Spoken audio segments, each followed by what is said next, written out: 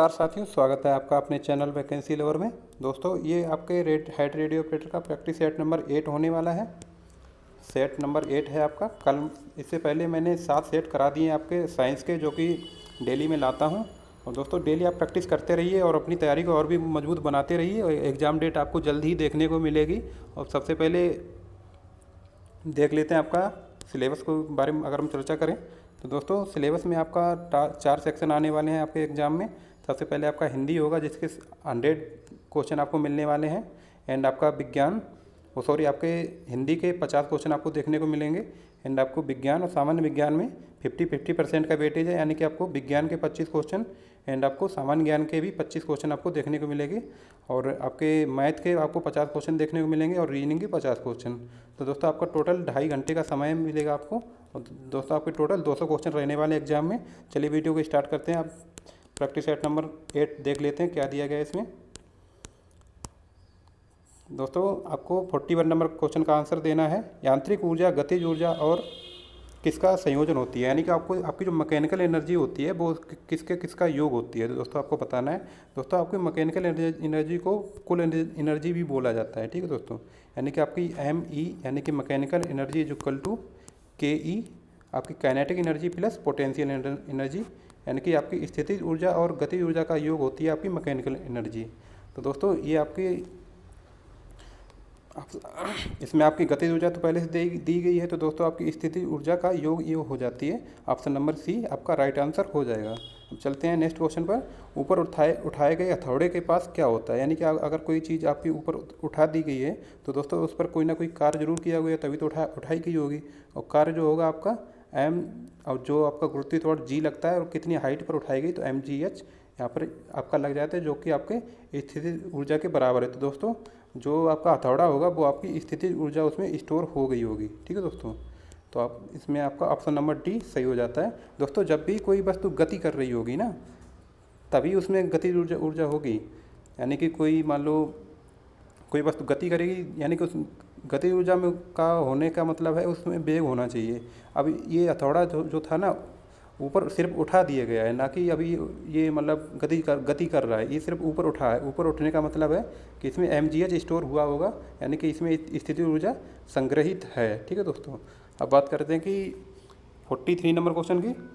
एक वृत्ताकार पथ में स्थित गति करने वाले पिंड की गति को क्या कहते हैं। दोस्तों, जब भी वृत्ताकार गति होगी तो उसमें एक समान वृत्तीय गति ही होगी, ठीक है दोस्तों।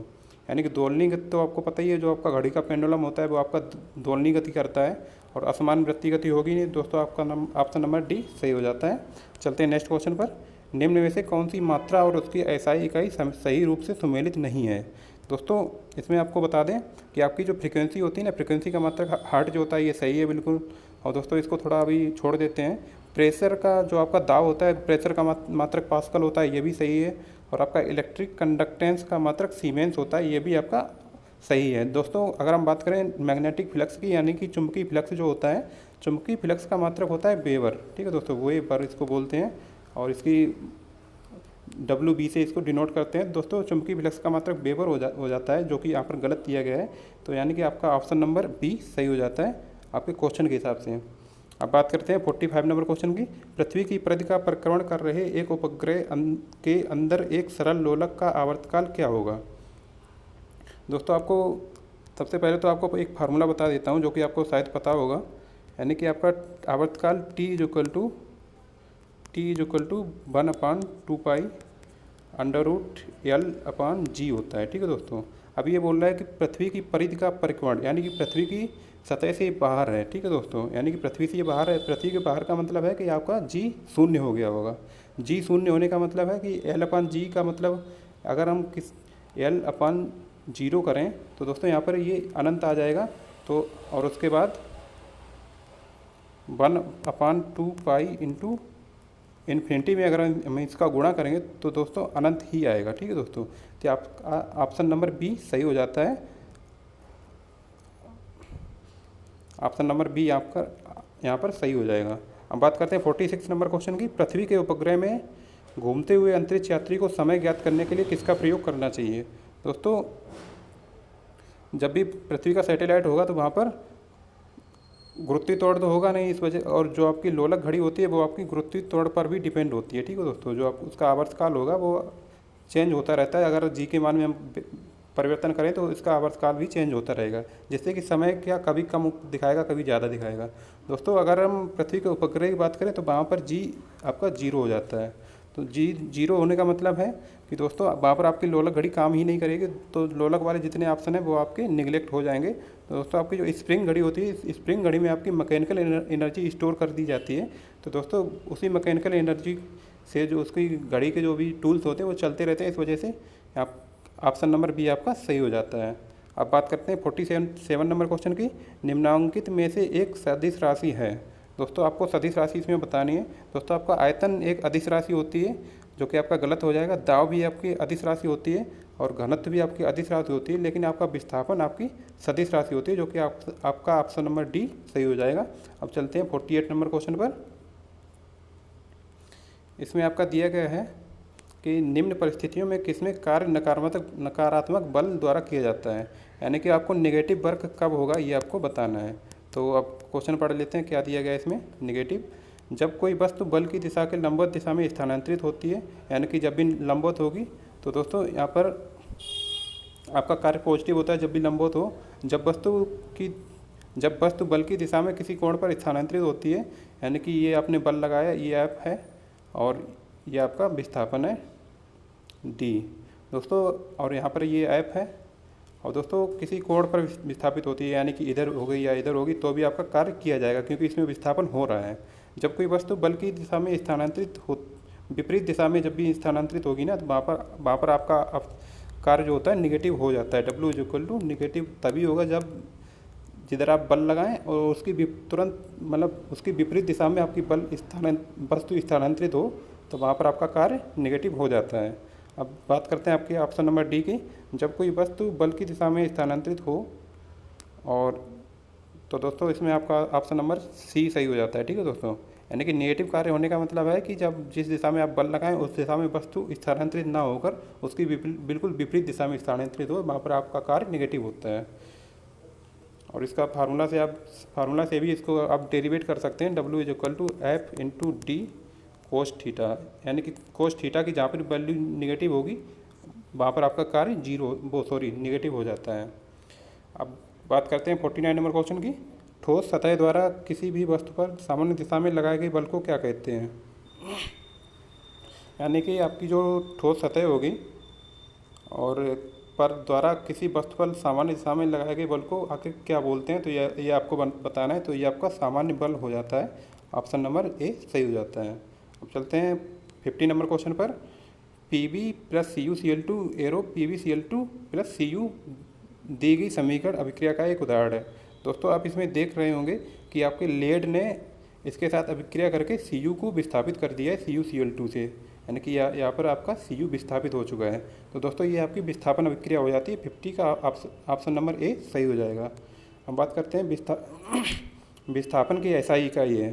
तो दोस्तों विस्थापन की आपको SI इकाई बतानी है। दोस्तों ये तो आपको शायद रटी होगी, यानी कि विस्थापन को आप मीटर में ही नापते हैं। ठीक है दोस्तों। अब दोस्तों बात करते हैं आपके गैस नीयतांक आर मतलब 52 नंबर क्वेश्चन की, जिसमें कि आपका पूछा गया है गैस नीयतांक आर का विमीय सूत्र क्या है। दोस्तों आपने एक फार्मूला पढ़ा होगा Pb = R/T। तो अगर यहाँ से अगर हम R की वैल्यू निकालें, यानी कि R का मात्रक निकालने के लिए R = Pb/T। ठीक है दोस्तों। और Pb क्या होता है, यहाँ पर हमारा P प्रेशर है और आपका जो B वॉल्यूम है और T आपका टेम्परेचर है। तो दोस्तों प्रेशर का जो विमीय सूत्र होता है वो दोस्तों आपका होगा mL/T-2। और जो दोस्तों आपका मतलब टेम्परेचर को आप थीटा में डिनोट करते हैं। दोस्तों ये आपका Pb को अगर हम डायरेक्ट लिखें तो इसको कार्य भी बोल देते हैं। ठीक है दोस्तों, यानी कि W। अब बात करते हैं, दोबारा समझिए दोस्तों, Pb = R/T होता है। ठीक है दोस्तों। तो R यहाँ से निकालने के लिए Pb/T। दोस्तों आपने जो उसका वेट द्रव्यमान = पढ़ा होगा, द्रव्यमान = जो आपका जितना भी तो दोस्तों पी की जगह पर अगर आप डब्लू को रख देंगे यानी कि डब्लू अपन टी, तो दोस्तों डब्लू जो हमारा होगा वो दोस्तों ML2T-2 के बराबर होता है। एंड आपका जो टेम्परेचर होगा उसको थीटा, उसका बीमी सूत्र थीटा होता है। इस वजह से आपका ऑप्शन नंबर कौन सा सही हो जाएगा, ML2T-2 और थीटा इन्वर्स, क्योंकि ये ऊपर आ गया। तो दोस्तों आपका ऑप्शन नंबर डी सही हो जाता है। यहाँ से बीमी सूत्र ऑप्शन नंबर डी सही हो जाएगा। अब बात करते हैं आपके 53 नंबर क्वेश्चन में, सिरके में उपस्थित जैविक अम्ल कौन सा होता है, यानी कि आपको सिरके में जैविक अम्ल बताना है कौन सा होता है। तो दोस्तों जो आपका एथेनोइक अम्ल होता है ना, यानी कि CH3COOH, इसका फार्मूला होता है एथेनोइक अम्ल का। तो दोस्तों इसमें ये उपस्थित होता है एथेनोइक अम्ल सिरके में। दोस्तों अब बात करते हैं 54 नंबर क्वेश्चन की, ग्लिसरॉल का रासायनिक सूत्र क्या है। तो दोस्तों ग्लिसरॉल का आपको याद रखना है रासायनिक सूत्र C3H8O3, C3H8O3 आपका ग्लिसरॉल का रासायनिक सूत्र होता है, ये आपको याद रखना है। तो दोस्तों ये आपका ऑप्शन नंबर डी सही हो जाता है, ग्लिसरॉल का रासायनिक सूत्र। अब चालक तार की पीवीसी द्वारा कोटिंग करके किसको रोका जाता है। तो दोस्तों नॉर्मल सी बात है, अगर मान लो कोई भी आपका वायर है, ये नेक्ड वायर है, इसकी जब तक आप पीवीसी कोटिंग नहीं करेंगे तब तक ये शॉर्ट सर्किट होने की इसमें संभावना बनी रहती है। इस वजह से आपका ऑप्शन नंबर सी सही हो जाता है। मतलब पीवीसी का यूज आप बहुत जगह करते हैं। सबसे पहले तो आपको इसमें आपको केबल के बारे में बताया गया, मतलब जब भी आपको वायर बनाया जाता है तो उसमें पीवीसी कोटिंग कर दी जाती है। और जब जो आपके इलेक्ट्रिकल स्विच होते हैं उसमें भी आपको पीवीसी का यूज किया जाता है, बहुत जगह इसका यूज होता है। अब बात करते हैं 56 नंबर क्वेश्चन की, एक कुली 100 मीटर की दूरी तक 5 न्यूटन का भार उठाता है, उसके द्वारा किया गया कार्य क्या है। दोस्तों इसमें आपको कार्य बताना है, यानी कि हम कार्य की जो अगर हम फार्मूले की बात करें तो W=F/d cos थीटा। ठीक है दोस्तों। तो दोस्तों इसमें आपको क्या क्या दिया गया है। तो दोस्तों सबसे पहले यहाँ पर हम एंगल निकाल लेते हैं। एंगल निकालने के लिए कोस थीटा की वैल्यू निकालने के लिए सबसे पहले हम एंगल निकालेंगे। तो दोस्तों जो भी मतलब कुली ने कुछ भार उठाया होगा h ऊंचाई तक, जो कि यहाँ पर नहीं दिया गया है, और विस्थापन उसका 100 मीटर है। तो दोस्तों यहाँ पर हमारा जो एच की आपका कोस थीटा जो निकलेगा वो आपका लंबवत हो जाएगा। तो दोस्तों आपको पता होगा कि कोस 90 की वैल्यू आपकी 0 होती है। तो दोस्तों कोस 90 की वैल्यू अगर 0 हो गई तो दोस्तों F/d कुछ भी मतलब विस्थापन भी कुछ हो और बाहर भी कुछ मतलब आपका बल भी कितना भी लगाया जाए, लेकिन अगर आप कोस थीटा की वैल्यू 0 हो गई तो दोस्तों आपका कार्य भी 0 हो जाता है। ठीक है दोस्तों। तो इसका ऑप्शन नंबर सी सही हो जाएगा, जो कि आपका 0। अब चलते हैं 57 नंबर क्वेश्चन पर, यदि कोई एजेंट समय टी में W काम करता है तो उसकी पावर क्या होगी। मतलब कोई आपको मैंने कल भी एक फार्मूला बताया था पावर का, तो P=W/T होता है। ठीक है दोस्तों। एकांक समय में किया गया कार्य आपकी शक्ति कहलाती है। तो दोस्तों इसमें आपका ऑप्शन नंबर डी सही हो जाता है, W/T। अब बात करते हैं आपके 58 नंबर क्वेश्चन की, 1 किलोवाट इज इक्वल टू कितना होगा। तो दोस्तों आपका 1 किलोवाट का मतलब है कि 1000 इंटू वाट। तो दोस्तों वाट की यूनिट क्या होती है, जूल प्रति सेकंड। तो दोस्तों आप इसमें ऑप्शन मैच करा लीजिए, यानी कि 1000 जूल प्रति सेकंड कौन सा ऑप्शन है, ऑप्शन नंबर ए आपका सही हो जाएगा, 1000 जूल प्रति सेकंड। हम बात करते हैं आपके 59 नंबर क्वेश्चन की, दो वस्तुओं के मध्य का बल हमेशा बराबर और विपरीत होता है, यह विचार न्यूटन के किस नियम में दिया गया है। दोस्तों जो आपका क्रिया प्रतिक्रिया का नियम है, जो कि आपका 3rd लॉ ऑफ न्यूटन है। दोस्तों इसमें आपको बताया गया है कि दो वस्तुओं के मध्य का बल हमेशा बराबर और विपरीत होता है, यह विचार न्यूटन के किस नियम में। दोस्तों आपका जो न्यूटन का तृतीय नियम है उसमें आपका क्रिया प्रतिक्रिया का नियम दिया गया है। तो ऑप्शन नंबर ए सही हो जाता है इसका ऑप्शन। अब चलते हैं आपके लास्ट क्वेश्चन में, इनमें से किसे जल को शुद्ध बनाने हेतु प्रयोग में लाया जाता है। तो दोस्तों जल को शुद्ध करने के लिए कौन सी क्रिया अपनाई जाती है ये आपको बतानी है।